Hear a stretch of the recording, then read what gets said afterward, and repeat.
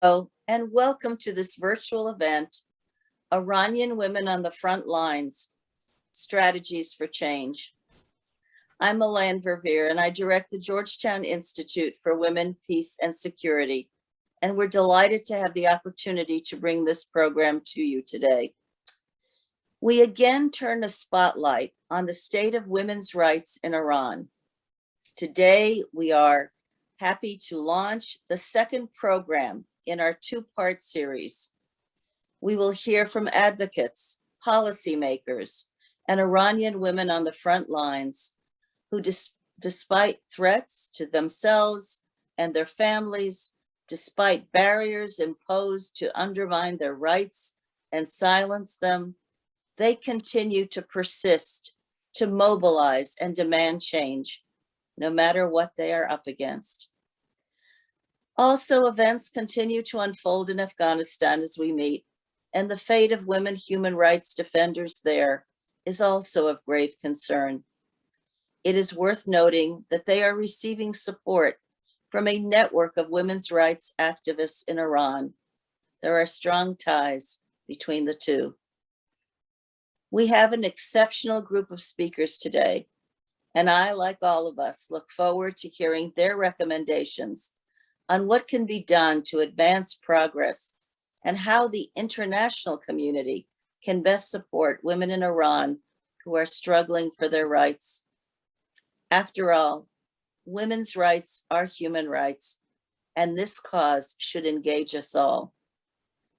But first, let me remind our audience that you will have an opportunity to submit questions to the speakers throughout the program. Please submit your questions using the Q&A feature on your computer. Note your name, your organization, and to whom you are directing your question. And one other note, a very important note. One of our panelists will be speaking in Farsi. In your controls, you will want to click on Interpretation and then click English. We will now hear from Nazanin Boniadi, an Iranian-born, award-winning actress and renowned human rights activist. Her TV and film credits most notably include How I Met Your Mother, Homeland, Counterpart, and Hotel Mumbai. But Nazanin is an Amnesty International UK ambassador, where she's campaigned for the rights of disenfranchised populations across the world, with a strong focus on the unjust conviction and treatment of Iranian youth, women, and prisoners of conscience. Her opinion articles have appeared in global media outlets, and her advocacy work has taken her to address government officials in the United States, in the UK, and Germany. The Program for Torture Victims awarded her their City of Second Chances Award. And last year, she received the Raising Awareness Award from Freedom House and the Ellis Island Medal of Honor. People magazine selected her as one of their 25 women changing the world. Nazanin, we are so happy that you are with us today, and we look forward now to your remarks.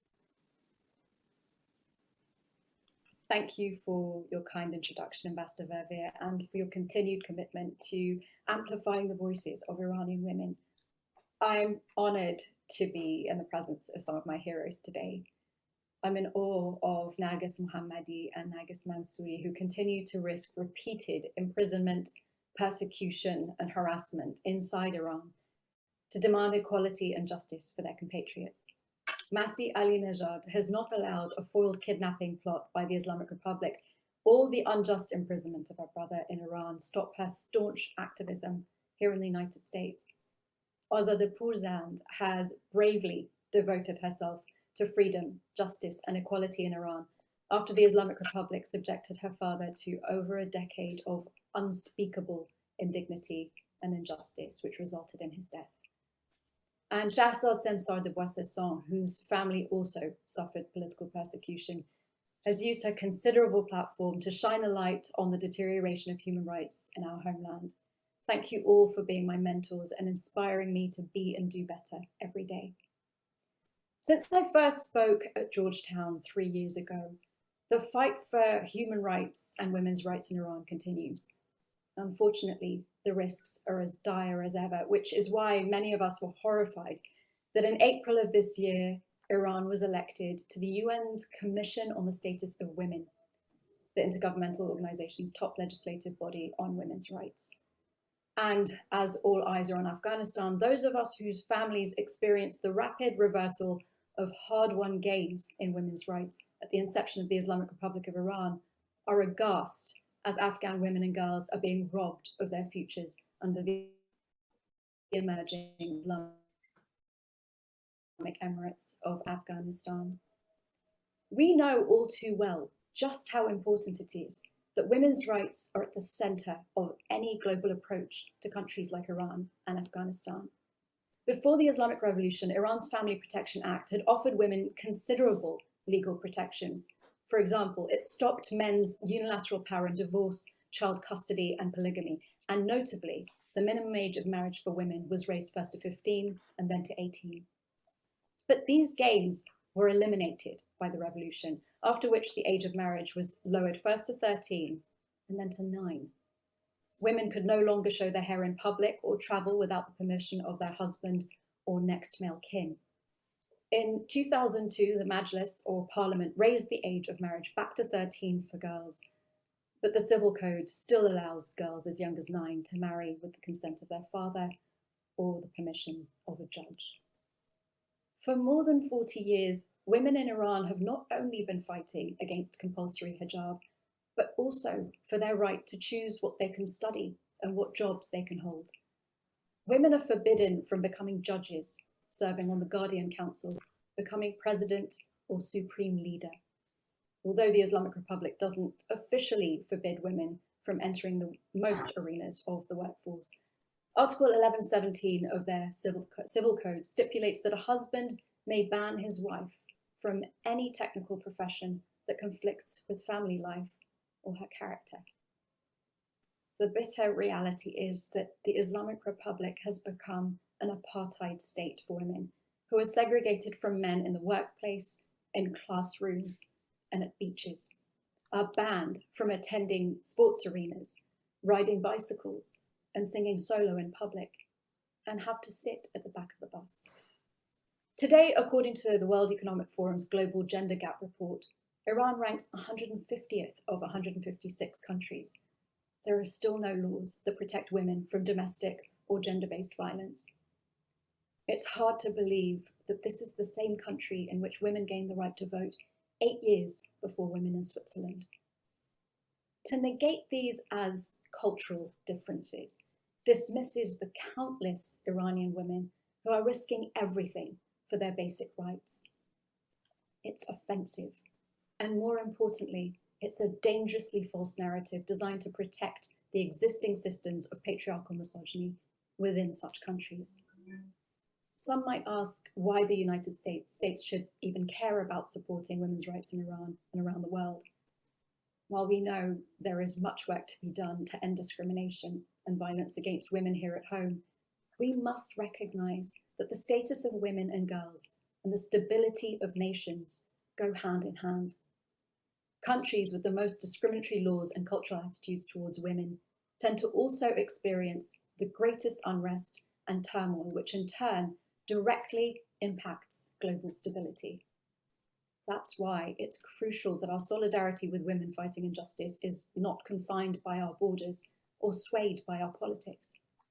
Others may ask how we can best support Iranian women. In addition to amplifying the voices of Iranian women's rights activists, entry points to sustainable change include empowering Iranian civil society towards self-determination by proactively supporting technological innovations that prevent internet shutdowns and censorship. For example, allowing dissidents to access accurate information and giving them the ability to organize. Moreover, for far too long, we have soft-pedaled the advocacy of women's rights out of political concerns and hesitation to put pressure on an individual administration. But this is a false premise. No government is strengthened by inattention to human rights. Respect for women, for human dignity, is intricately bound with respect for the rule of law, and there can be no good governance in the long run without the rule of law. Good and law-abiding governance is not only critical for domestic progress, it also makes for better regional neighbours and members of the international community. Freedom of expression, the ability to peacefully dissent, and other basic rights and freedoms are simply necessary goods that demand our support no matter who's in power. Simply put, women's rights and human rights should be defended without exception and integrated into US foreign relations on an equal basis with its other foreign policy priorities vis-à-vis Iran. The last few years have marked a global awakening in women's rights. However, unlike women in the Western world, the efforts of our sisters in Iran have gone largely unsupported. Whilst we were marching for workplace rights and dignity, the brave women of Iran were taking to the streets to demand their most basic human rights and freedoms, but at a far greater cost. We may not all be organizing under a single banner, but it's important to recognize these incidents not as a coincidence, but a convergence, an inflection point that unites us in our struggle to protect the dignity of women everywhere, including the brave, tenacious, and resilient women of Iran. This time, when we march for our rights at home, I hope we march for theirs too. Thank you so much, Nazanin, for those very inspirational and compelling remarks, for giving us a call to action today, and also for beautifully setting the context for the discussion that we will now have. I am now pleased to turn the program over to Azadeh Pourzan, who will be serving as moderator. She is the co-founder and director of the Siamak Pourzan Foundation, which is dedicated to the promotion of freedom of expression, and she has long advocated for freedom of expression in Iran and has worked extensively on initiatives to strengthen civil society, media development, and women's rights. She's a human rights researcher with a focus on Iranian women's rights that has emerged after the establishment of the Islamic Republic. And she works to spotlight the voices of women, these women's rights activists, and their call for visibility, representation, and equality in Iran. She has published 2 co-authored book chapters on women's rights and the rule of law in Iran, and is a leading expert on this topic. We're so pleased to have you with us, Azadeh, and I'm pleased to be able to turn this conversation over to your able hands and to move the program forward.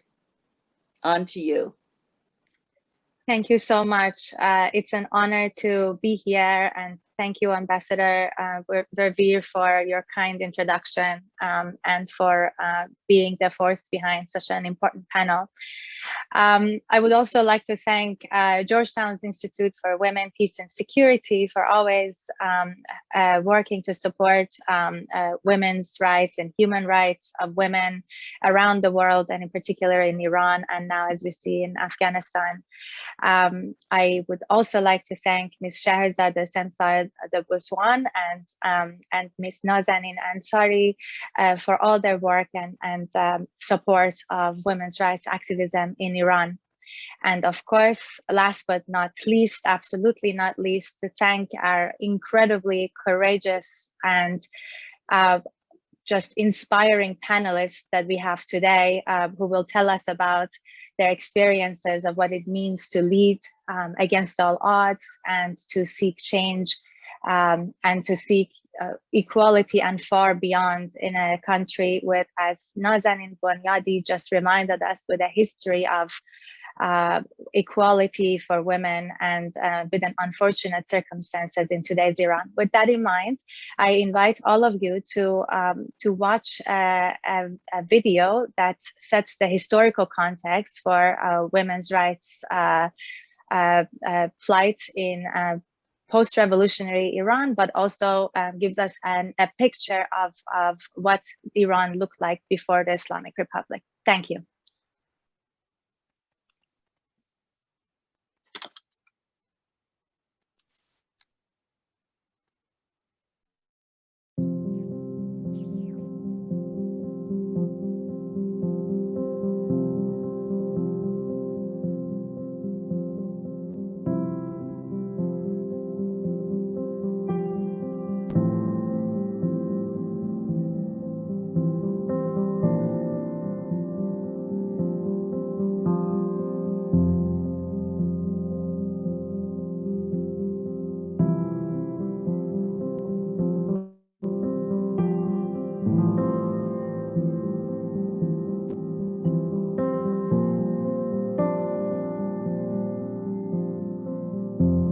در زمان پدر من زنهای ایران از توی پرده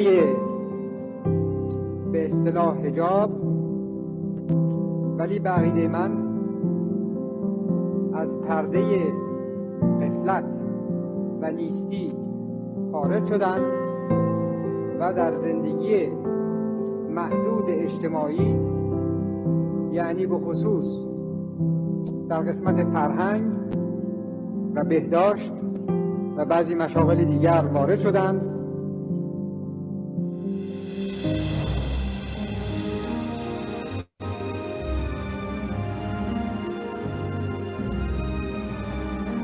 که زن ایرانی شایستگی هر نوع آزادی و هر نوع امکانات پیشرفت اجتماعی و علمی را دارد و این افتخار را برای زن ایرانی ابدی خواهید نمود. میشه که دوره راهنماییش امسال به پایان میرسه و بچه‌ها راهنمایی میشن برای اینکه به چه رشته‌هایی The Nobel Peace Prize laureate Shirin Ebadi to come forward to receive the gold medal and the diploma.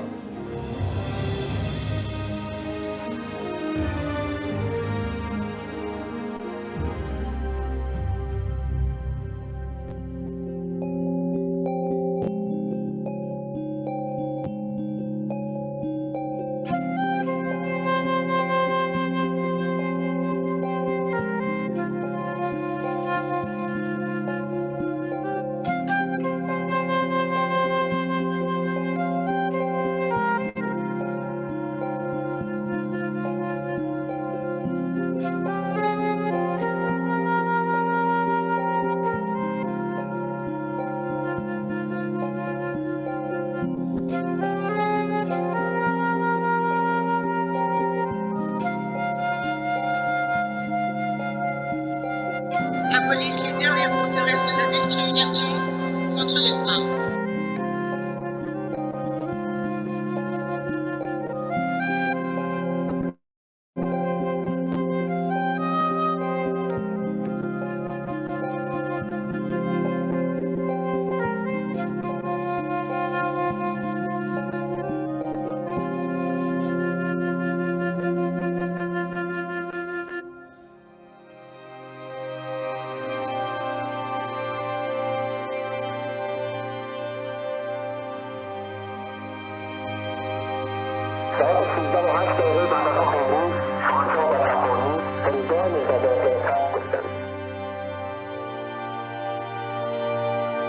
اینها میخوان که آزاد باشن زنها برای اینکه در مجالس اون طوری که داشتند برن اونجا و با اون وضع در حضور چشمهای ناپاک مردها اون وضع را درست کنند.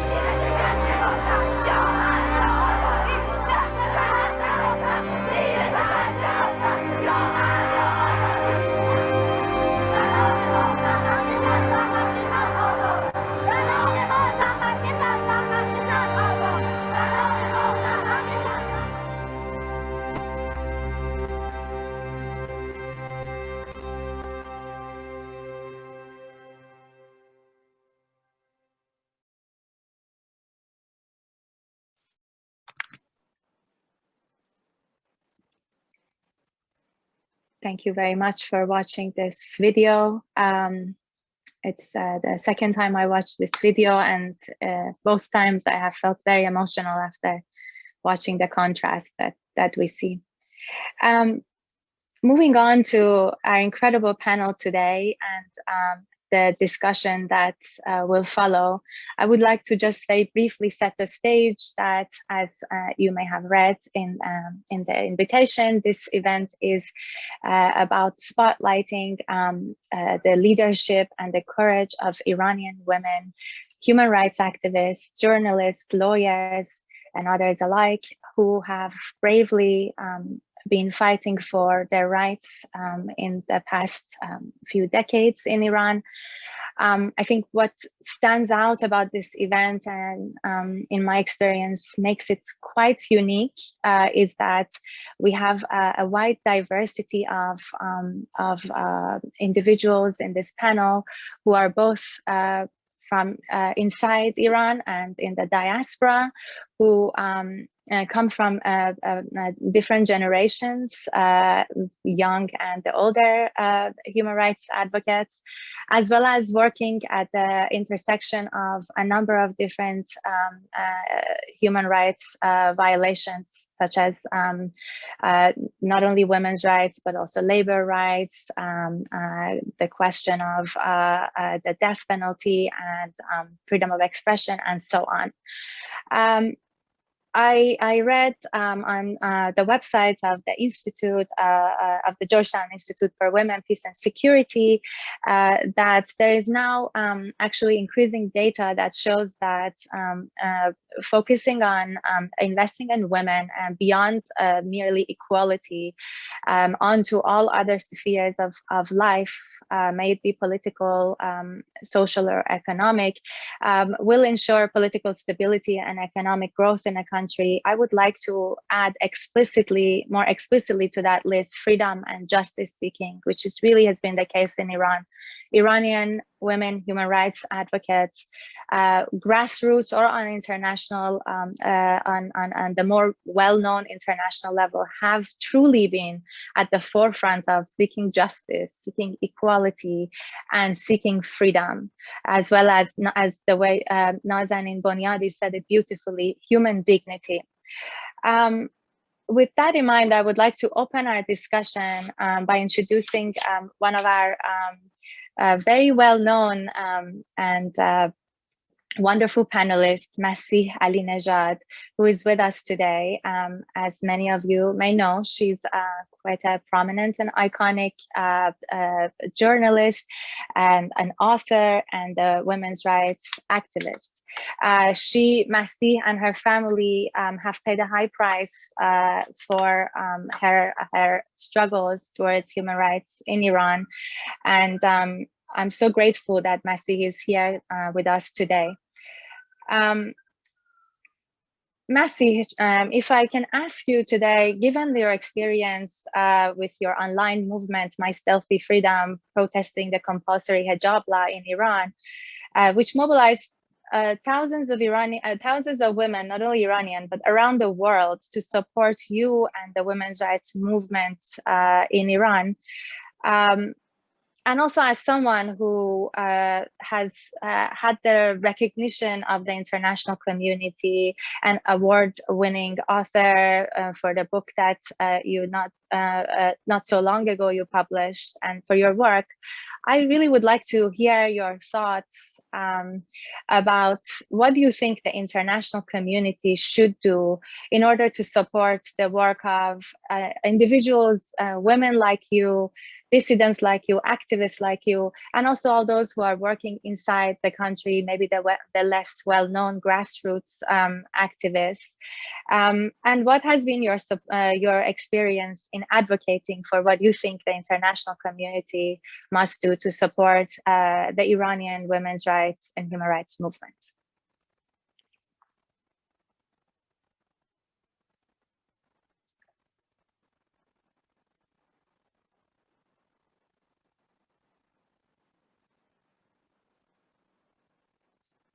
Masih, we can't hear you. Can you hear me now? Yes, I You don't have your my video. Sorry. Yes. Just a second. I think now you have my video as well. Yes, we have both. Welcome. Hi, everyone. Thank you so much.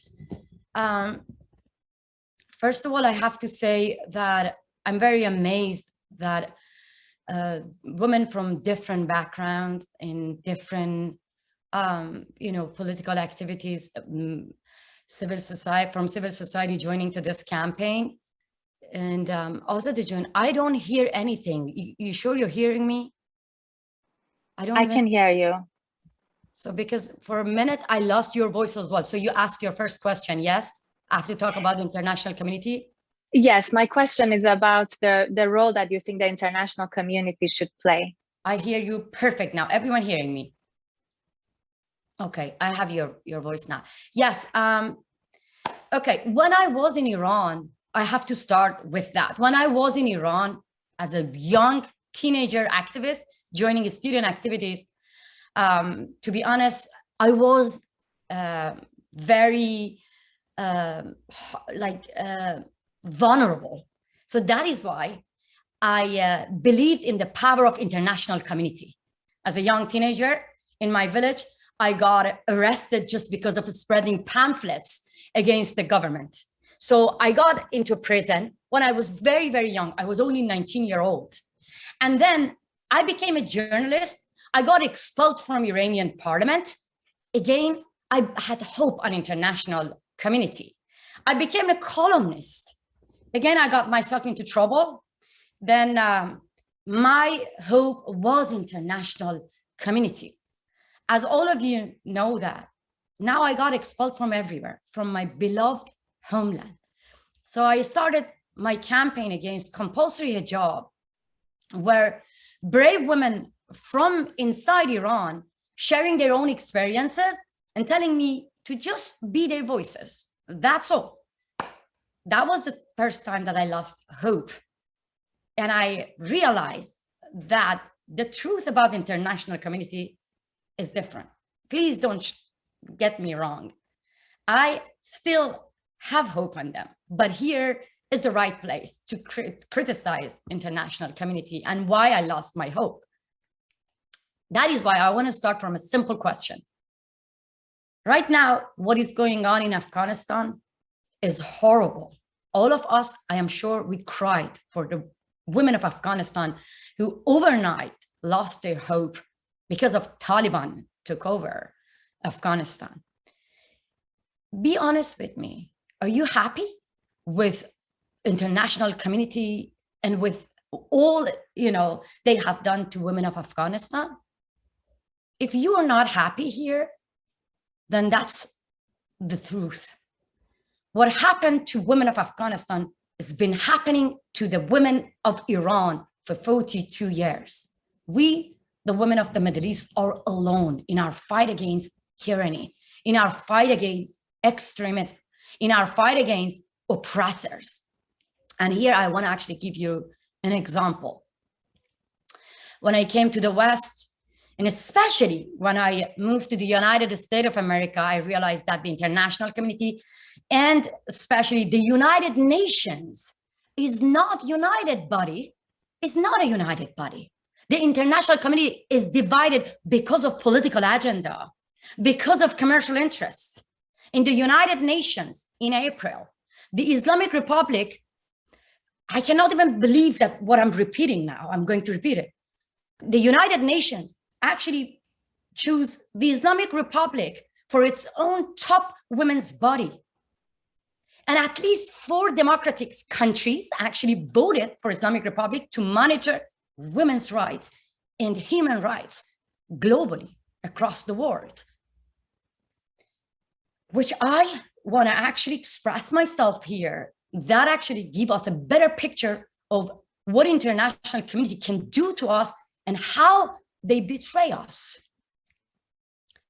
It may surprise you that many women from Afghanistan these days reach out to me and sending videos to me, getting in touch with me. This is all because of our campaign against compulsory hijab. So I'm in touch with them as well. And right now, I'm hearing that they are calling the United Nations to help them, human rights organizations to help them. So my question is this: do you really think that this human rights organization and United Nations can help them? I'm going to give you 3 examples that they are failed to help Iranian people, and they have to take lesson from that and do not repeat it toward like women of Afghanistan, women in the Middle East, and women of Iran. In the early days of like the Trump administration, I joined Women's March. And I remember I was like calling my husband and saying that I cannot believe nobody like kicking me out, nobody beating up me, nobody, like, I was just happy that I joined Women's March without being like attacked, without getting killed, without getting arrested. And I filmed myself and I was shouting like, look at me, I'm in Women's March, I'm not getting beaten up, I'm not getting arrested, I'm gonna be the voice of women. After that, I was left alone on myself when I asked all those women to join me against my fight and women's fights against compulsory hijab, Iranians women's fight against compulsory hijab. All of those women who joined Women's March, most of them, they kept silent and they said that this is part of your culture. Some of them said this is like internal matter. Some of them said that this is the law of the country, because of white savior complex, because of Orientalism, because of, they kept silent. And the same, another example, the Swedish feminists, they actually published a picture of themselves mocking Trump's administration, like the male-dominated cabinets, and saying that women can be in the cabinet as well. And I was like, wow, that's a good way to criticize. But the same feminists, the same ministers, the same like leaders, they went to Iran, they wore compulsory hijab without even challenging that. My cause is not compulsory hijab. It is about my dignity. It is about our basic rights. But when it comes to the United States of America, when you say my body, my choice, everyone say, yes, that's perfect. But when women of Iran, women of Afghanistan say that my body is my choice too, then the feminist global movement keeps silent. The international community, I feel, is good at giving award or prize for real action. But the international community, like, let me give you an example. The international community give award to Shirin Ebadi, to Nasrin Sotoudeh, and many other activists. But we don't want award. What we want is this. We don't want the international community to recognize the Islamic Republic, to recognize Taliban. Why? Because, right, like in your actually introduction about myself, you admired the international community that because of the recognition about me and my like activities, but that's wrong. I mean, I don't want to be recognized. I want the international community not to recognize the Islamic Republic, who beaten up women, who lashes women, who hanged women, who kicked out women from everywhere if they say that we don't want to practice Sharia law. So this is my point, that the Islamic Republic has many, many of the same repressive policies as ISIS and the Taliban, but is treated as its normal country. So that Thank you so much. That is my whole point, that it is amazing that we get together, but we want our fight to be recognized. Yeah, thank you so much, Masih, for your, as always, very clearly put argument that I think is probably something that many of us feel and believe. But I think you ended your point in a way that it's a good segment to maybe move on to hear from some of the women human rights activists who have been continuing the fight for equality and human dignity from inside the country. I would like us to get to know an incredible woman that again, some of us may have heard about her work before, Ms. Giti Pourfazel, who has been an incredible lawyer and a human rights lawyer and a supporter of indeed many human rights activists who have been persecuted by the Islamic Republic. She has she has accepted when possible, because the Islamic Republic doesn't always allow the presence of a lawyer who is committed to human rights like her, but when possible, she has defended the cases of individuals like Nasrin Sotoudeh, and also has taken the cases of individuals from ethnic and religious minorities, such as those belonging to the Baha'i faith and Kurdish rights activists. What she has done for this panel, I consider very much exemplary of the kinds of the level of bravery that we are talking about here. In her old age, while in prison, because of a letter that she signed, it's called basically a 14% declarations asking for change, a referendum, and for the supreme leader of Iran to step down. She's been in prison because of that. At an old age, she has contracted COVID while in prison. She was very briefly furloughed because of COVID and because of all the advocacy that was around it. But unfortunately, she was taken back earlier than expected. And even then, she managed to send us a video clip to share her insights with us. I feel very strongly about the amazing advocate and a human rights lawyer that she is. She when possible, she represented my father when he was in prison. And I can tell you, this woman, for her being a lawyer, it means being a brave advocate for families and individuals who have no other hope but her incredible expertise in law and her bravery.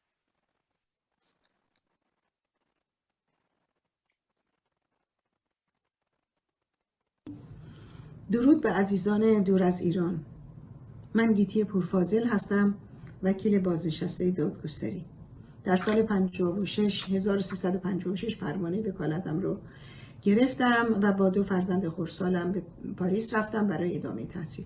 متاسفانه ناگزیر شدم که در فروردین 58 به ایران بازگردم، به خاطر اینکه ارز مرتب بالا میرفت و من با 2 بچه نمیتونستم در پاریس بمونم. وقتی که آمدم به ایران دیدم که تب انقلابی خیلی بالاست. در نتیجه به دلیل اینکه زن مسلمان بودم و میدانستم که اگر حکومت اسلامی روی کار بیاد بسیاری از حقوق زنان تضییع خواهد شد و ممکن است که حتی زنان از اجتماع رانده بشن و ناگزیر بشن که در خانه ها بمانند. و همین اتفاق هم افتاد. من با چند تا از وکلای دادگستری که هم راه بودم و هم دل بودم مسائل رو در میان میگذاشتیم. آقای نزیح در اون زمان رئیس هیئت مدیره کانون وکلا بودن. ایشون کنگره سراسری وکلا رو پی انداختن که به خاطر دارم در خرداد سال 58 بود.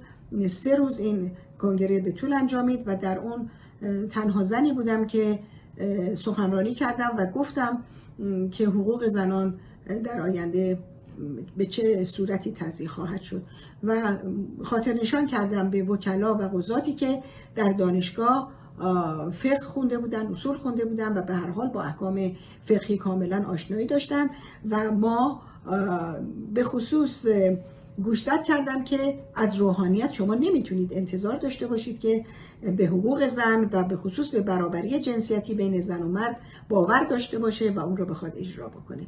به همین دلیل کاری که ما و چند وکیلی که بودیم کار کردیم، نامه می نوشتیم که بین واژه جمهوری و اسلامی کاملا متفاوت هست و این 2 واژه بار معنایی یکسانی ندارن، نمیتونن در کنار هم قرار بگیرن. اینا باید روبروی هم قرار بگیرن، به دلیل اینکه جمهوری یک خصوصیاتی داره، ویژگی هایی داره و حکومت اسلامی یا اجرای قوانین فقهی اصول دیگری داره. بنابراین این اصول این 2 واژه امکان نداره که با هم بتونه کنار بیاد.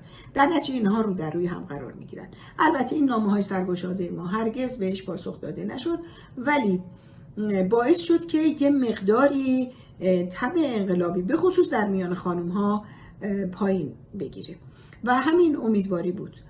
به همین دلیل هم در همون زمان بسیاری از گروه ها مثل نهضت آزادی، مثل حزب ملت ایران، اینها آمدن سخنرانی های گذاشتن که البته من در اون سخنرانی ها شرکت میکردم به عنوان سخنگو و بعضی از خانم های دیگه، و گوشزد میکردیم که وضعیت حقوقی زنها در آینده به چه صورتی خواهد بود، به خصوص بعد از لغو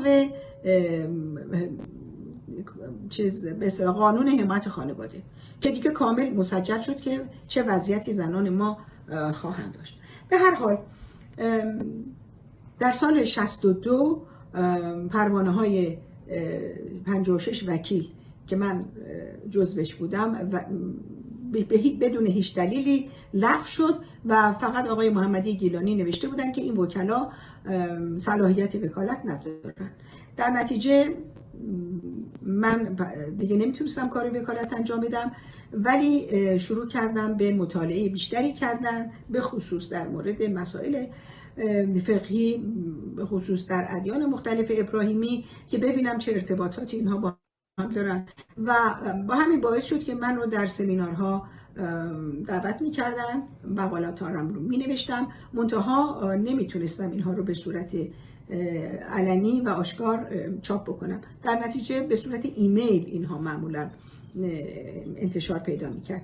بگذاریم در سال 76 کانون وکلا انتخابات رو شروع کرد. هیئت مدیره برای اولین بار بعد از انقلاب شروع به کار کردن و اولین نامه‌ای که نوشته شد در مورد وکلایی بود که پروانه‌هاشون لغو شده بود. 9 نفر از قوه قضاییه آمدن پرونده‌ها رو رسیدگی کردن.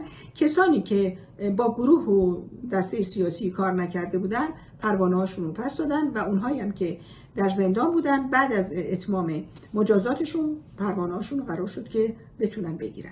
به هر حال من از سال 86 پرونده‌های سیاسی رو پذیرفتم و از سال 88 رسما بیشتر پرونده‌های من سیاسی بود که البته چون مواجه می‌شدم با تنگ دستی و اینکه بسیاری از موکل‌های من نمیتونستن حق الوکاله بدن، من به صورت رایگان ازشون دفاع میکردم. بسیاری رو من از زیر اعدام نجات دادم و برای من مهم نبود که اینها با کدام گروه و دسته کار میکنن، چون به هر حال وکیل قسم خورده که اگر کسی بهش مراجعه کرد و حقش تضییع شده بود بتونه از او دفاع بکنه و من هم همین کارو میکردم.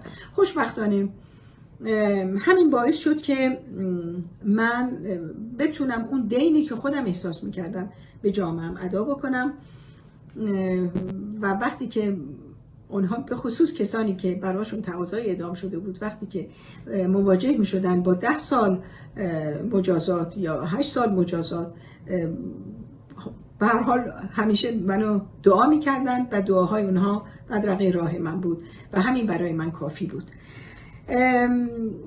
من باید این رو خاطر نشان بکنم که بسیاری از وکلا به خصوص خانوم ها از این اجرای قانون بسیار بسیار ناراضی بودن به دلیل اینکه قوانین متاسفانه طوری زیر و رو شد که بعضی ها فکر میکنن که خودشون قانون هستن.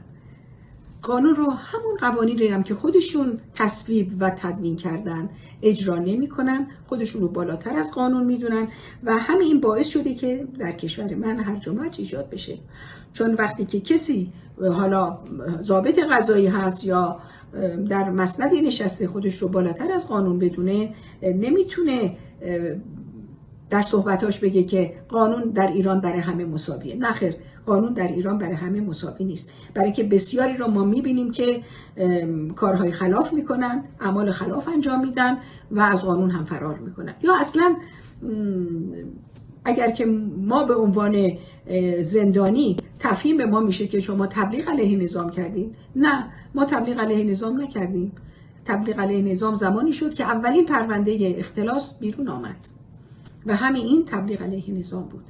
من به دلیل اینی که در سال 98 بیانیه‌ای را امضا کردم با 14 تن از زنان در مرداد ماه همون سال 99 من رو بازداشت کردن 1.5 سال هست که من در زندان به سر میبرم.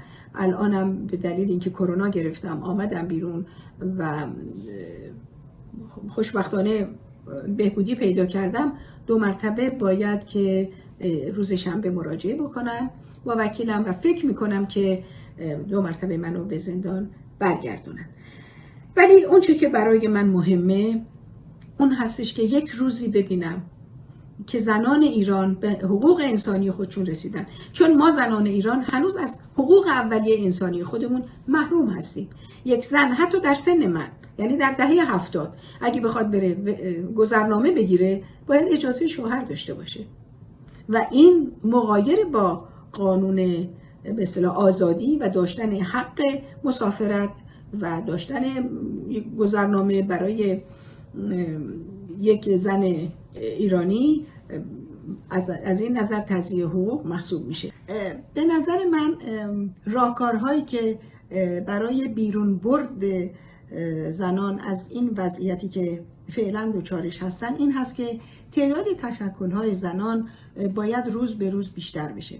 الان تشکل‌های ما داریم مثل مادران صلح، خب قدم‌های مؤثری برمی‌دارن، اعتراض میکنن و همچنین به نظر من باید که مجددا ما اون ارگان‌هایی و سازمان‌هایی رو که قبلا داشتیم اونها رو زنده بکنیم، مثل اتحادیه زنان و حقوقدان که شادروان خانم دکتر مهرانگیز منوچهریان پی انداخته بودن و این اتحادیه عضو اتحادیه بین‌المللی زنان و حقوقدان بود و ما میتونستیم مسائل حقوقی خودمون رو یا جاهایی که تضییع حقوقی برای ما بود اونها رو منعکس بکنیم به جامعه جهانی. البته ایشون چون در سازمان ملل سخنرانی هایی داشتن و دعوت می شدن به عنوان یک زن ایرانی، کاربرد زیادی داشت صحبت هاشون، نوشته هاشون و همینها پایه‌گذاری کرد به اینی که زنان متوجه حقوق خودشون بشن و اینها رو طلب بکنن. حق رو باید طلب کرد، همینطور حق رو با آدم نمیدن مگر اینی که آدم برای گرفتن حقش مبارزه بکنه. تعداد تشکل‌ها رو ما باید افزایش بدیم تا اینکه بتونیم با جامعه جهانی دائم در تماس باشیم، حتی عضو بعضی از گروه‌ها و اجتماعاتی که در اروپا و امریکا هست با اونها در تماس باشیم، بتونیم صحبت‌هامون رو در اونجا منعکس بکنیم که باعث بشه بلکه فشارهایی در داخل به وجود بیاد که ما بتونیم به وسیله اون فشارها اون حقوق از دست رفته خودمون رو پس بگیریم. علاوه بر آن به نظر من قوانین ما بسیار بسیار باید روشون دقت بشه، بازنگری بشه و هر کجا که زن ایرانی با تضییع حقوق خودش مواجه میشه اون باید یا تغییر بکنه یا بالکل از قانون برداشته بشه. امیدوار هستم برای آینده خودمون، برای زنان ایران و امیدوار هستم که زنان جهان با هم همدل و هم نوا بشن و در هر کجای کره زمین که حقی از زنان تضییع میشه اون رو بخواهند و با پایداری هم بخواهند. به هر حال باید مبارزه کرد تا حق رو به دست آورد. امیدوار هستم که یک روزی بتونیم ما زنان ایرانی که خودمون رو از نسل گردآفرید میدونیم قدم‌های مؤثری برای حقوق زنان برداریم. بدرود به همه عزیزان. Thanks to Ms. Giti Purfazel. I think she perfectly sets the stage for our next speaker, Ms. Narges Mohammadi, who is an iconic and brave human rights defender who has endured many years of imprisonment in Iran, and when outside of prison, she continues her struggle for human rights bravely. She has been an advocate for abolishing the death penalty in Iran and for many other areas of human rights. I would like to ask Ms. Narges Mohammadi. Narges, you are the Deputy Director of Defenders of Human Rights Center and the elected President of the Executive Committee of the National Council of Peace in Iran, with extensive experience in the human rights sphere of Iran. In your opinion, what are some of the steps that grassroots organizations, and when I say organizations, I say it with a grain of salt, given the limitations of formal activities in the country. So grassroots organizations, or rather grassroots informal groups and advocates like yourself, what do you think that there are some steps for these kinds of organizations and civil society, and what do you think are some of the most direct threats that grassroots advocacy is experiencing at the moment?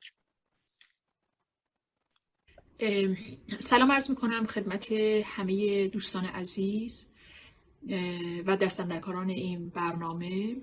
من صحبت خودم رو در واقع به 3 قسمت تقسیم میکنم. قسمت اول این که ما برای اینکه به یک راهکار و یک راهبرد در مسئله مربوط به حل مشکلات زنان در جامعه ایران برسیم، قاعدتاً میبایستی که یک تصویر و یک توصیف روشنی از وضعیت زنان در جامعه ایران داشته باشیم و بعد بتونیم تبیین بکنیم دلایل و علل ستم‌هایی که بر زنان در جامعه ما روا داشته میشه تا بتونیم به یک راهبرد و یک راهکار عملی و مؤثر دست پیدا بکنیم.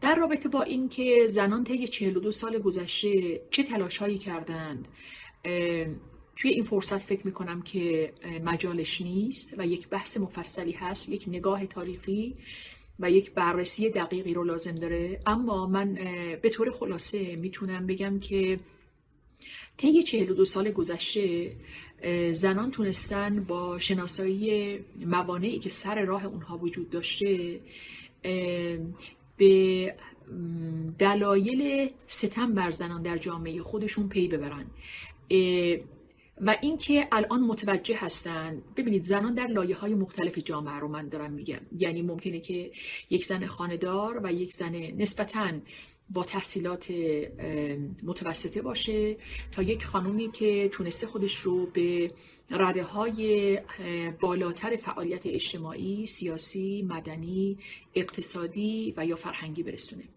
من بر این باور هستم که عموماً زنان در طی 42 سال گذشته در واقع به این نتیجه رسیدن که تحت ظلم و ستمی قرار دارن که اونها رو از حق و حقوق انسانی خودشون داره محروم میکنه. خب رسیدن به این نقطه به نظر من نقطه شروع ولی ضروری هست. یعنی تا زمانی که زنان آگاه به این نباشن که در وضعیتی که زندگی میکنن اون وضعیت ستم بر زن تعریف میشه، قطعاً به دنبال راهکار نخواهند بود و من خیلی امیدوار هستم به تقلای زنان برای تغییر، برای اینکه مبنای اون فارغ از اینکه چه نگرشی داشته باشن، ممکنه نگرش مذهبی داشته باشن، ممکنه نگرش غیر مذهبی داشته باشن، ممکنه سکولار باشن یا در واقع تعلق به نهله‌های مختلف هر کدوم از این گرایش‌ها رو داشته باشن، ولی مهم اینه که اونها الان به این نتیجه رسیدن، حتی زن سنتی، حتی زن مذهبی و محافظه‌کار به این نتیجه رسیده که در وضعیتی زندگی میکنه که ستم بر زن در جامعه ما وجود داره.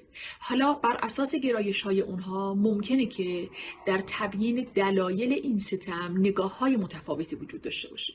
مثلا برخی از اونها نگاهشون در بررسی دلایل متوجه مقوله مذهب میشه اساساً، بعضی از اونها گره خوردن مذهب به امر سیاست و امر حکومت میشه و یا اینکه برخی از اونها نگاهشون به یک حکومت استبدادی مرد سالار هست که البته این حکومت دینی هم هست و گره خوردن این 3 عنصر، یعنی یک حکومت استبدادی، یک حکومت مرد سالار و یک حکومت دینی به هم وضعیت بغرنجی رو برای زنان رقم زده. یا اساساً بعضی از اونها ممکنه که ریشه و دلیل این ستم بر زن رو قوانین بدونن و تقلا بکنن برای ایجاد تغییر گام به گام در قوانینی که در نظام جمهوری اسلامی ایران وجود داره. برخی از اونها شاید در واقع نگاه نقادانه به خود زنان داشته باشن و ممکنه که بعضی از اونها عرف جامعه رو، مناسبات و روابط و سنت‌های جامعه رو مورد نقد جدی قرار بدن در این مورد.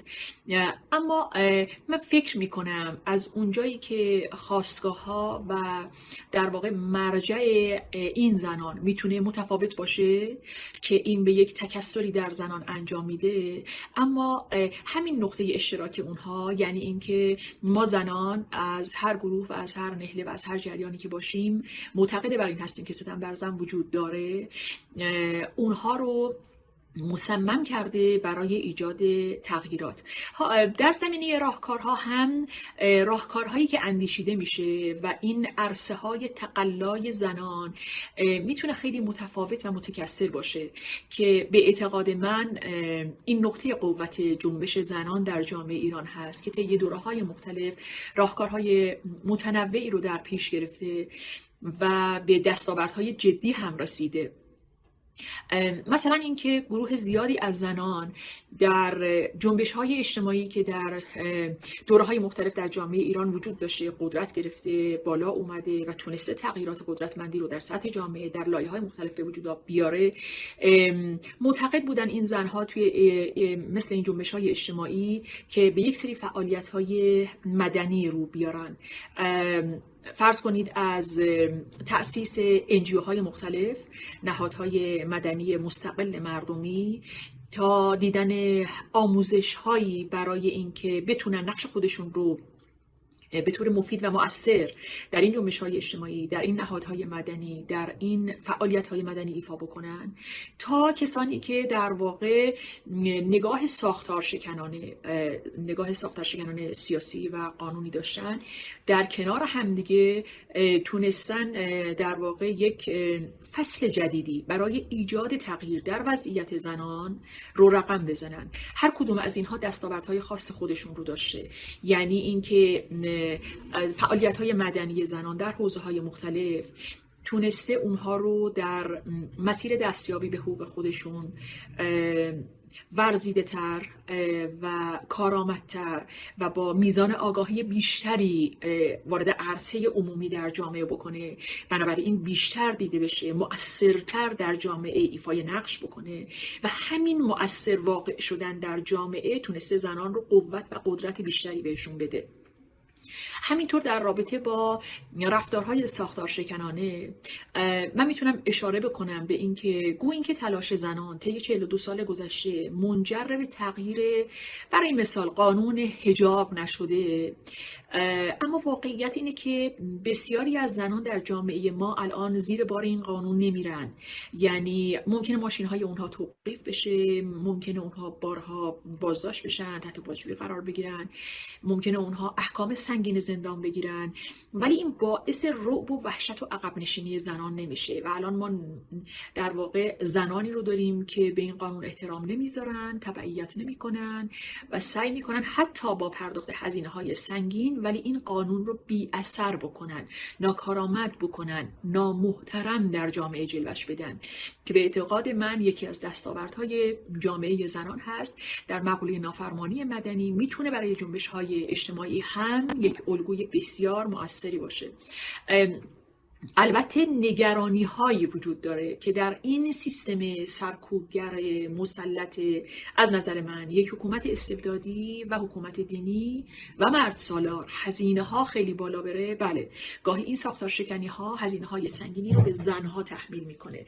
من خاطرم هست وقتی در زندان زنجان بودم، من سال 1391 هم این زندان رو تجربه کردم و سال 1398 و 99 هم توی این زندان بودم و این تغییرات رو در زندان عادی زنان در بین لایه‌های مختلف، اقشار مختلف جامعه ما من این رو مشاهده کردم که زنان بر اساس آگاهی هایی که به وجود آوردن، بر اساس اینکه معتقد هستند که تحت ظلم و ستم قرار گرفتن و اساساً معتقد هستند که قانون به نفع زن کار نمیکنه بلکه علیه حقوق زنان داره کار میکنه و معتقد هستند که در حکومت دینی حقوق زنان نمیتونه تحقق پیدا بکنه، تأمین بشه.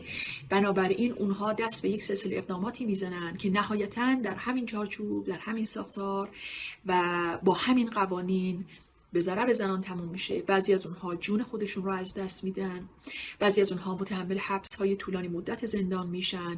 من متاسفم ولی من سال 1398 یعنی 1 سال و چند ماه پیش با زنی همبندی بودم که اون در واقع به سنگسار محکوم شده بود و من از مشاهده این زن بر اساس این قانون هنوز در کشور خودم احساس بدی داشتم.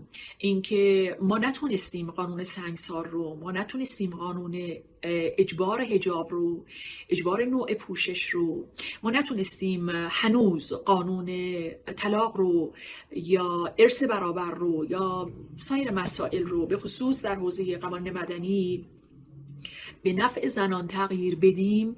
این در واقع به نظر من نشون میده که ما باید تلاش بیشتری بکنیم. اما در این حال اگر ما نقطه مورد نظر نتیجه رو، تغییر این قوانین، این سلسله قوانین که نوع زندگی، سبک زیست زن رو در جامعه ما در واقع طراحی میکنه، تغییر بدیم، نتونستیم این کار رو بکنیم. اما واقعیت اینه که من بسیار امیدوار هستم به دلیل اینکه ما دستاوردهای جدی داشتیم.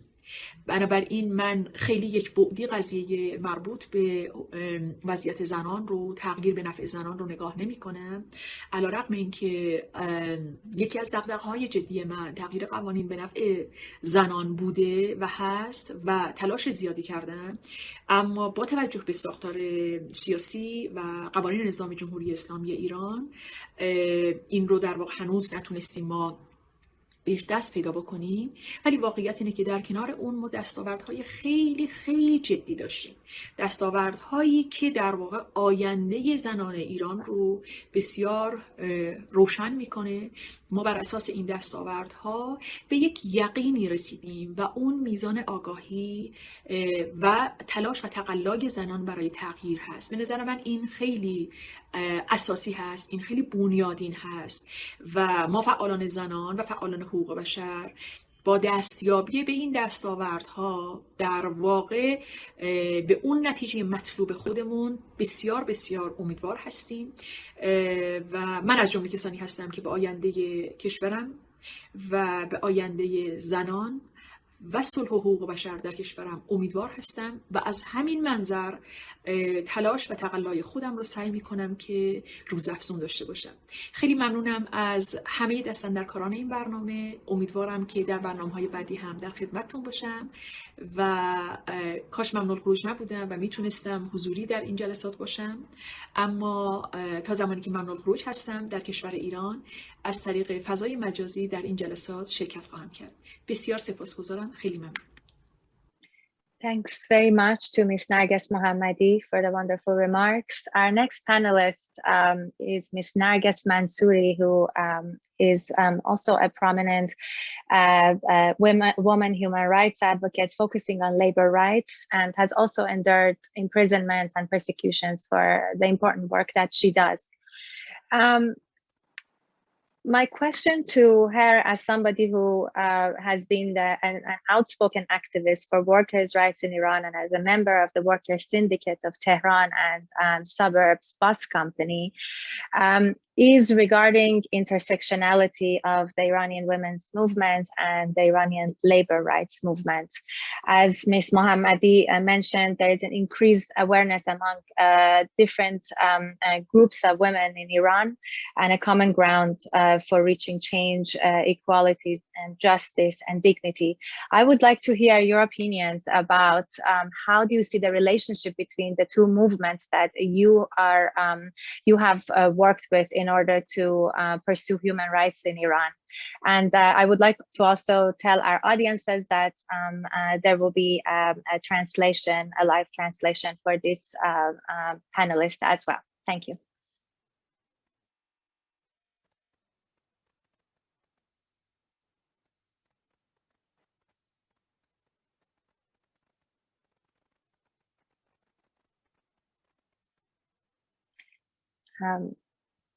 We cannot see or hear Narges.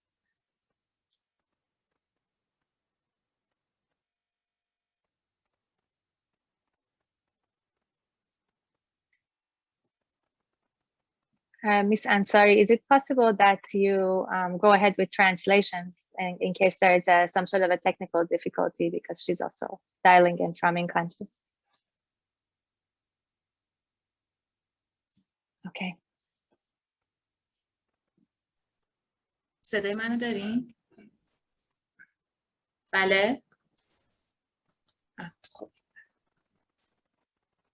درود بر حضار گرامی، خوشحالم در وبینار حقوق زنان که یکی از چالش‌های مهم حقوق بشری در ایران است شرکت می‌کنم و از برگزار کنندگان گرامی بانوان ملانی وربیر و شهرزاد سمسار دوبا سسون و نازنین انصاری و همینطور جناب جاوید رحمان برای انعکاس جهانی نقض مستمر حقوق بشر در ایران توسط جمهوری اسلامی سپاسگزارم. نرگس منصوری هستم که در 2 سال گذشته به همراه تنی چند از بانوان همرزمم چون فاطمه سپهری، گیتی پورفاضل و شهلا انتصاری به سبب وضعیت اسفبار جامعه ایران وظیفه ملی و میهنی خود دانستیم که بیانیه‌ای موسوم به بیانیه 14 بانوان کنشگر مدنی ایران را امضا و منتشر کنیم. در آن بیانیه ما بر اساس حقوق شهروندی خود از بالاترین مقام کشور که دارای قدرت مطلقه می باشند آیت الله علی خامنه‌ای به علت ناکارآمدی در اداره کشور درخواست کناره‌گیری نمودیم و همچنین خواستار گزار خشونت پرهیز از جمهوری اسلامی به حکومت سکولار دموکراتی که قانون اساسی آن نوین و مبتنی بر ارزش‌های حقوق بشر و برابری شهروندی فارغ از جنسیت و باور شدیم. حکومت دیکتاتور حاکم بر ایران خواست حقوق شهروندی ما را برنتافت و با اقدامی فراقانونی بدون حکم بازداشت توسط نهاد امنیتی سپاه ما را ربوده و در مکانی نامعلوم و تحت بازجویی‌های طولانی و شکنجه‌های روحی و روانی و نگهداری در سلول انفرادی که خود مصداق شکنجه است و حتی تهدید به مرگ قرار دادند و با پرونده سازی با اتهامات واهی چون اقدام علیه امنیت کشور در بیدادگاه انقلاب محکوم و زندانی شدیم و با اقدامی فراقانونی و غیر انسانی دیگر ابتدا حقوق و مزایای ماهانه و حتی بیمه درمانی من را با وجود بیماری‌های جدی قطع کردند و سپس از ورود به محل کارم شرکت واحد اتوبوسرانی تهران که در 24 سال خدمت صادقانه هم همواره برای احقاق حقوق همکاران کارگرم تلاش کرده بودم ممانعت به عمل آوردند و در کل از زندگی ساقطم نمودند. اکنون میخواهم از درجات ستمگری جمهوری اسلامی که بیش از 4 دهه به زنان مام میهن روا داشته سخن بگویم. از زنانی که از بد به تأسیس این حکومت مذهبی خشونتگرا با فرمان آیت الله خمینی از ابتدایی ترین حقوق خود که پوشش اختیاری است محروم شدند و در پی آن از ادارات دولتی اخراج و شغل قضاوت از آنان سلب و خودشان نیز به حاشیه جامعه رانده شدند.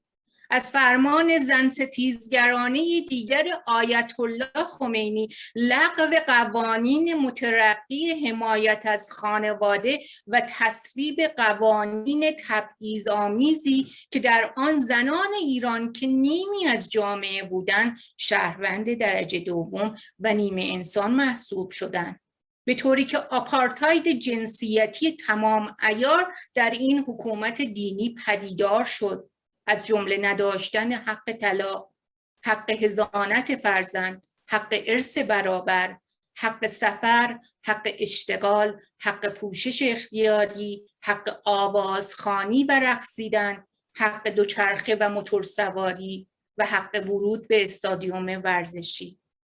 از پدیده شوم کودک همسری که در حقیقت تجاوز به کودکان بیگناه است و همینطور پدیده چند همسری که در قوانین قرون وسطایی این حکومت خشن دینی مجاز دانسته شدند و زنان را اسیر و برده مردان ساخت.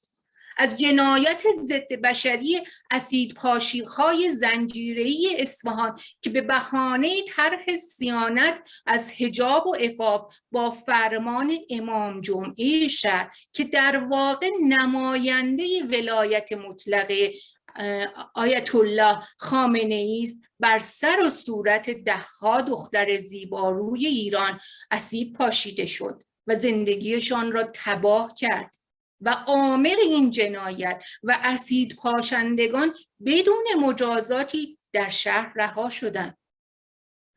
از ضرب و شتم وحشیانه دختران سرزمینم به بهانه حجاب توسط مأموران گشت ارشاد و همچنین از خودکشی‌های اعتراضی زنان آزاده‌ای چون هما دارابی که از خشم نداشتن حق پوشش اختیاری و سحر خدایاری ملقب به دختر آبی که از خشم نداشتن حق ورود به استادیوم ورزشی خودشان را به آتش کشیدند.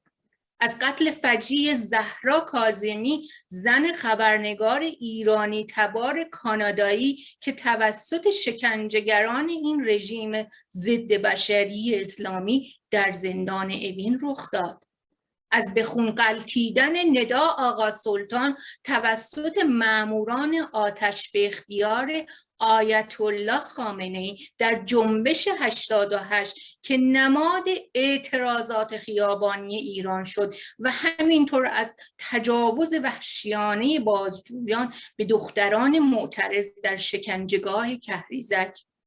از نیکتا اسفندانی که فقط 14 سال داشت که در خیزش آبان خونبار 98 با گلوله آتش به اختیاران آیت الله خامنه‌ای در خون غلتید.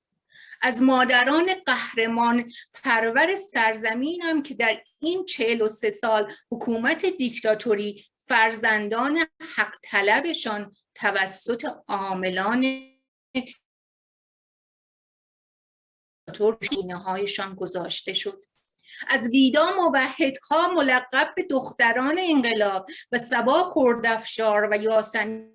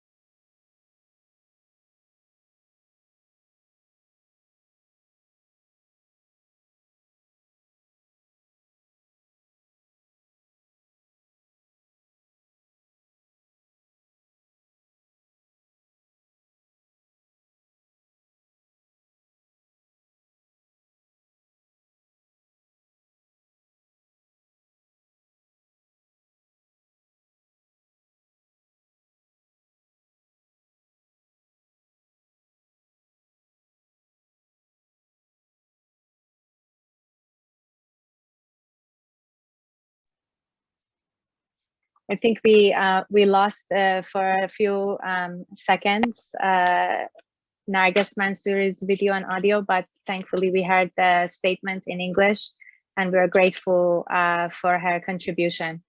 And at this point, I would like to pass on the floor to Ms. Shahrzad Semsar, the Bourgeois, and then after that we'll go into question and answers.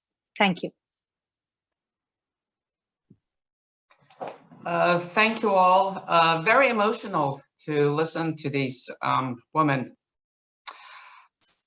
I think I had prepared something, but I think what Narges has just shared is quite simple. She's asking simply for support of the Iranian woman in Iran. And there's one key idea for me in the past couple of years, and Masih hit on it, is that as we see our democracies in the West become maybe more fragile and polarized, is that the issues as women's rights in Iran and today in Afghanistan have become hostage of national debates in the US, in the Great Britain, in France. The mainstream media, policymaker think tanks in Washington and Paris and London, Brussels, Berlin, New York, are addressing their own audiences and constituencies in a rather irresponsible manner. The debate of how and why to support women's movement in the Middle East, in Iran and Afghanistan is simply discussed through the lens of their own domestic policy. And as such, it's confusing issues. It reminds me, unfortunately, of something today the West is trying to solve from 200 years ago, when they were not concerned about maybe the rights of the slaves. Maybe, and my big question is, how will the history books judge the international community in 100 years, in 150 years, on the way they have been handling the woman in the Middle East?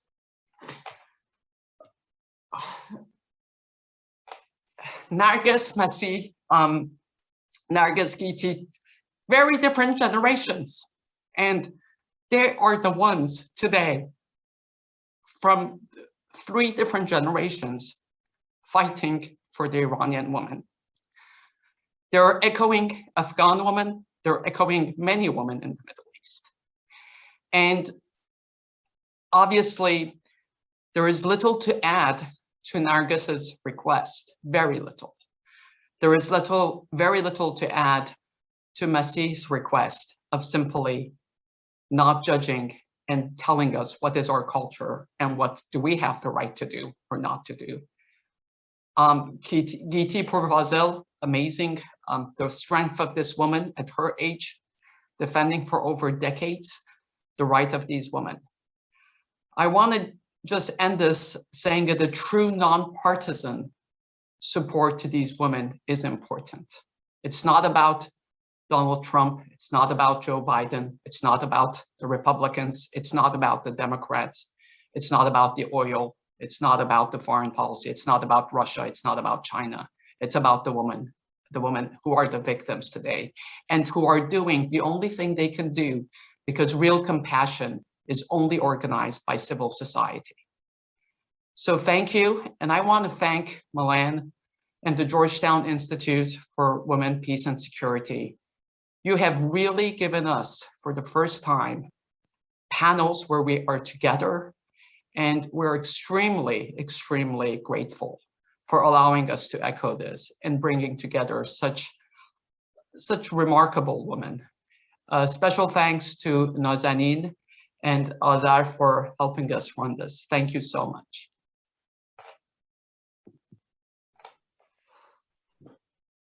Thank you so much, Shahrazad, for those moving remarks here at Georgetown. It's our deepest honor to host this platform for such courage and strength. So thank you. Before we close, we have a couple audience questions that I want to turn to.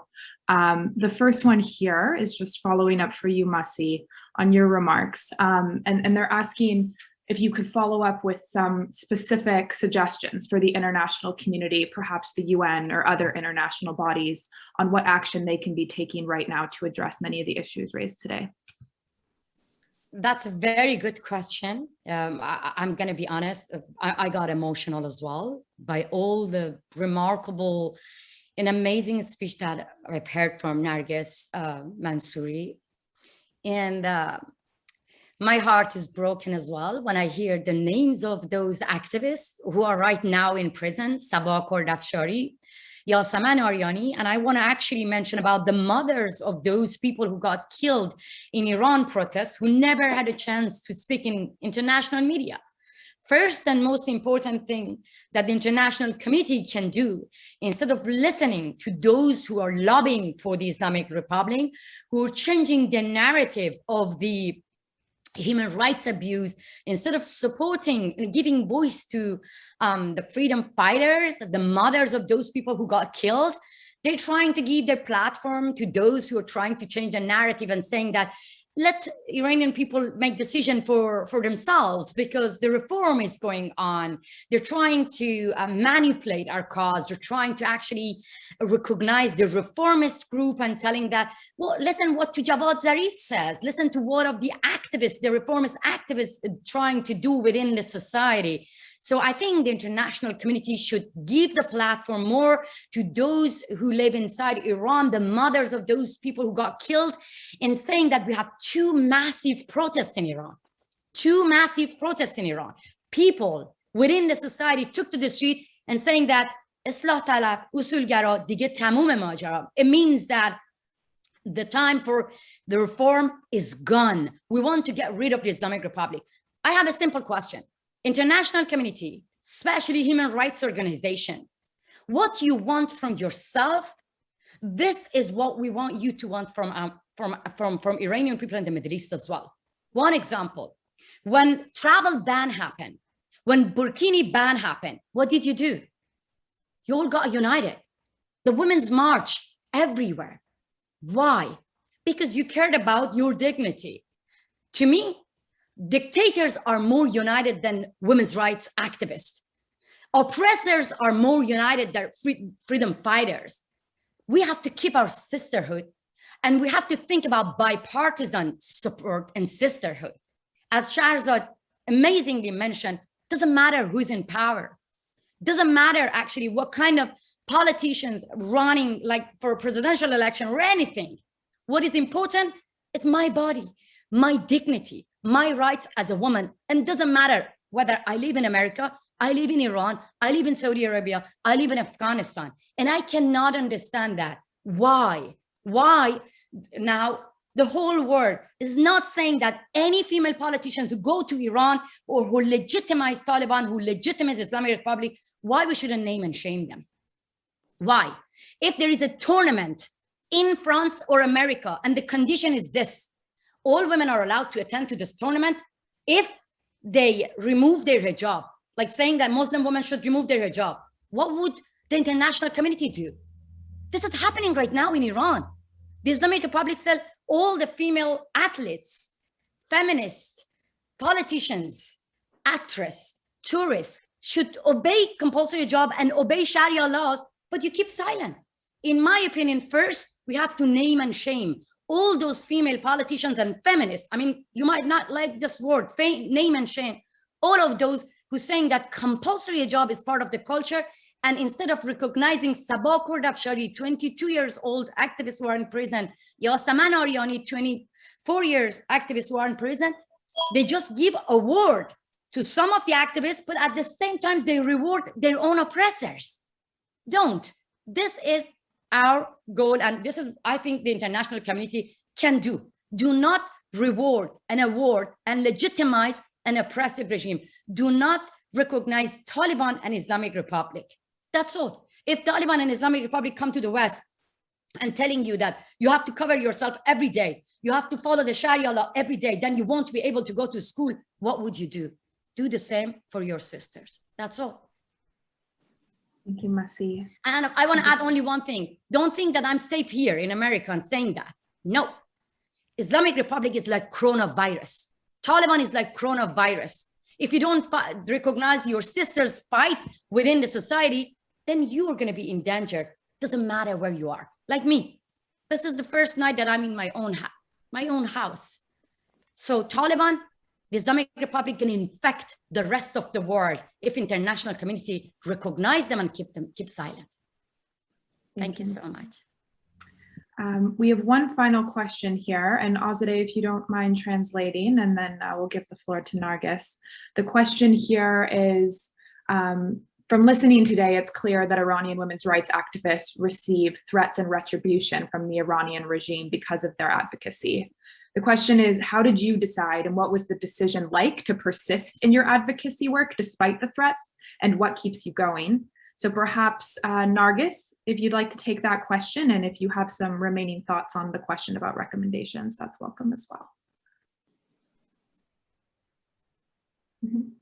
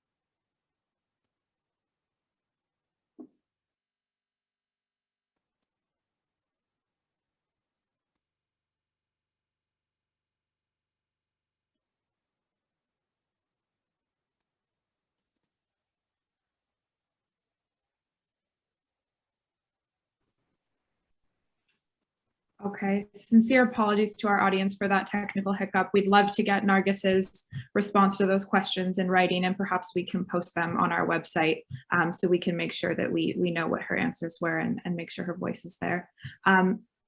We are unfortunately at the close here. Masih, would you like a final word before we turn to Ambassador Verveer?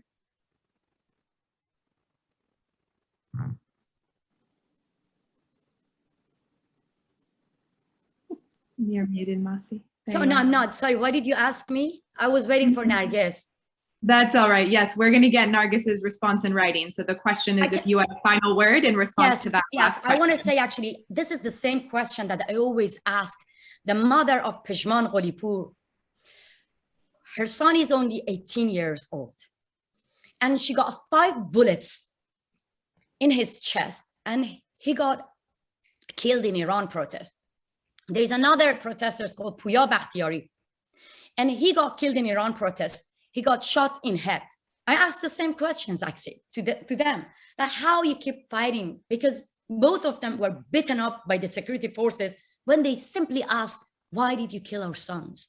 Both of them got arrested by the security forces for simply protesting, peacefully taking to the street and holding the pictures of their sons. And I asked them that, what gives you motivation? I mean, because, you know, sometimes you get broken, that nobody hear you, nobody pay attention to you. They said one simple thing, which I want to express on behalf of them. They said that we prefer to be killed rather than just living under a regime that like turned our life to get killed gradually, like little by little, like day by day. Some of these women are the same. They're saying that when we don't have dignity, when we don't have freedom to choose our basic, like normal rights, like to choose our lifestyle, when we don't have a normal life, we don't have the right to express ourselves, we don't have the right to protest, we don't even have the right to vote for the candidates that we want, it means that we are dead already in such society. And that's why we are not scared of any kind of oppressive regime. And we keep hearing that from women of Afghanistan as well. It means that when Taliban or Islamic Republic are in power, if you don't fight, then you're like a dead person living in a bigger prison called Iran. So to me, these are like Rosa Parks of Iran. These are like women of suffragists, like Narges and other activists within the society and the mothers. So they trying to risk their lives because they want the rest of the world to recognize their fight against the oppressive regime. Thank you, Masih, and thank you to everybody. I think that summation of this struggle that goes on for women's rights in Iran is so powerful, and yet it's something we either know so little about or refuse to understand. We have to close this gap so that we understand and act on the rights of women in Iran, as well as the rights of women throughout the world. You had said that there is no place for silence in the international community, and I think we all concur with that assessment. It is time to end the silence about the struggles for human rights, for women's rights that are carried on with great courage and bravery in Iran, and to hear the voices of the women who are with us today from inside the country, who have been prisoners, who have been arrested, who carry on despite the threats and what happens to them. And you're right, Masih, what happens to you too for your bravery and living in the United States and still struggling with the kind of attacks that you confront from inside your homeland. So from the inspiration of Nazanin Boniadi that opened this program, to the extraordinary powerful voices from within Iran, to the voice of Masih, to the amazing summation of Sherzad, you packed a wallop of emotion, my friend, but it is well stated. We just have to do more than we're all doing collectively and understand why it matters. And I want to thank to the able moderation that Asadeh provided us today, and to Nazanin Ansari and Sherzad for really enabling us to bring these programs, the voices of women in Iran, to a wider audience so that we can create the kind of response broadly, wherever we live, in support of women's rights in Iran, women's rights everywhere, the struggle for human rights. Thank you to each and every one of you.